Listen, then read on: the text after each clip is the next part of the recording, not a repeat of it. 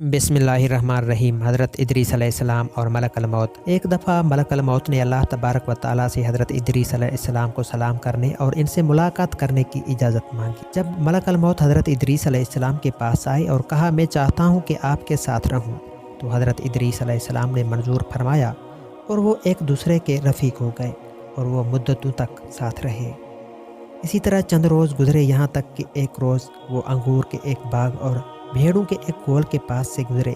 मलकुल मौत ने पूछा, क्या आप पसंद करते हैं कि हम भेड़ का एक बच्चा इस गोल से या इस बाग से अंगूर के चंद गोशे ले आऊँ ताकि आप शाम को इससे अफ्तार कर लें। हज़रत इदरीस अलैहिस्सलाम ने कहा, सुभान अल्लाह, मैं तुमको अपने माल से खाने की दावत देता हूँ तो तुम इनकार कर देती हो और मुझको दूसरों का माल बगैर इजाज़त खाने की दावत देते हो। तुमने मेरी सोहबत का खूब हक अदा किया है। बताओ तुम कौन हो? कहा कि मैं मलकुल मौत हूँ। तो हज़रत इदरीस अलैहिस्सलाम ने कहा, तुमसे मेरी एक हाजत है। उन्होंने पूछा, क्या? कहा, चाहता हूँ कि मुझको आसमान पर ले चलो। तो मलकुल मौत ने खुदा से इजाज़त लेकर इनको अपने परों पर बिठाया और आसमान पर ले गए।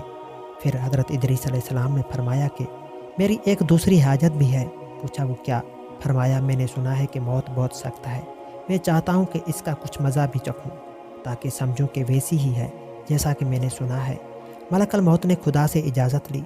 इजाज़त मिलने पर थोड़ी देर के लिए इनकी सांस पकड़ ली, फिर हाथ हटा लिया। पूछा कि मौत को कैसा पाया? फरमाया, बहुत ज़्यादा शदीद है, इससे जैसा कि मैंने सुना है।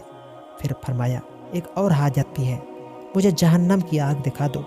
मलकुल मौत ने खादिम में जहन्नम को हुक्म दिया कि जहन्नम के दरवाजे खोल दो। जब हज़रत इदरीस अलैहिस्सलाम ने देखा तो गश खाकर गिर पड़े। जब होश में आए तो फरमाया, एक और हाजत है, यानी बिश्त देखना चाहता हूँ।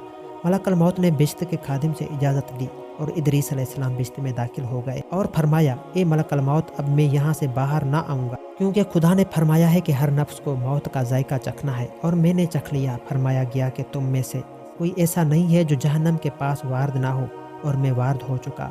बिश्त के बारे में फरमाया कि एहले बिश्त बिश्त से बाहर नहीं जाएंगे।